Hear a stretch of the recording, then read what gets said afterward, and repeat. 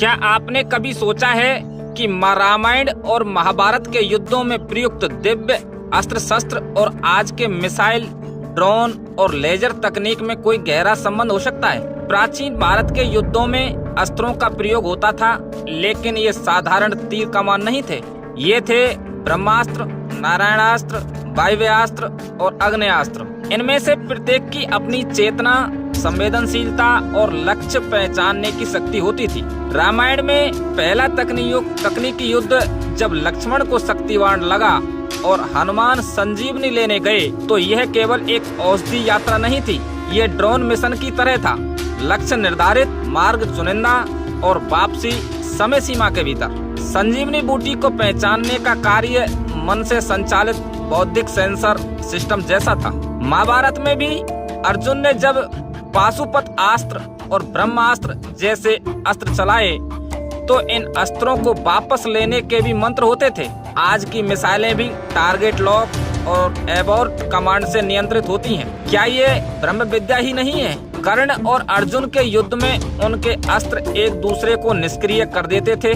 आज के युग में भी मिसाइल इंटरसेप्टर सिस्टम का यही कार्य होता है, शत्रु के हथियार को हवा में ही निष्क्रिय करना। आज के युद्धों में सर्जिकल स्ट्राइक, जासूसी ड्रोन, साइबर अटैक और हाई टेक सैटेलाइट हैं। तो प्राचीन महाभारत के युद्ध को संजय ने भी बिना युद्ध भूमि गए पूरे युद्ध को धृतराष्ट्र को लाइव दिखाया। यह एक मेंटल सैटेलाइट ब्रॉडकास्ट नहीं था क्या? नारायणास्त्र जो केवल ध्यानस्थ और शांत योद्धाओं को क्षति नहीं पहुंचाता था, आज के एआई गाइडेड वेपन्स भी टारगेट प्रोफाइल के अनुसार ही सक्रिय होते हैं। प्राचीन तकनीकें आत्मिक ऊर्जा, मंत्र ऊर्जा और यंत्र विज्ञान से संचालित होती थी, जबकि आज की तकनीकी बैटरी, चिप्स और कोडिंग से।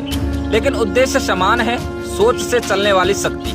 रामायण और महाभारत केवल धार्मिक ग्रंथ नहीं, बल्कि चेतना आधारित तकनीकी दस्तावेज हैं। आज का भारत जो विश्व की तीसरी सबसे बड़ी सैन्य शक्ति बन रहा है, शायद उसी प्राचीन ज्ञान की आधुनिक व्याख्या है। तो क्या हम ये कह सकते हैं कि आधुनिक मिसाइलों, इंटरसेप्टर सिस्टम और एआई वेपनरी की जड़ें ब्रह्मास्त्र और पाशुपत अस्त्र में छिपी हैं? हमें कमेंट करके जरूर बताएं। भारत माता की जय।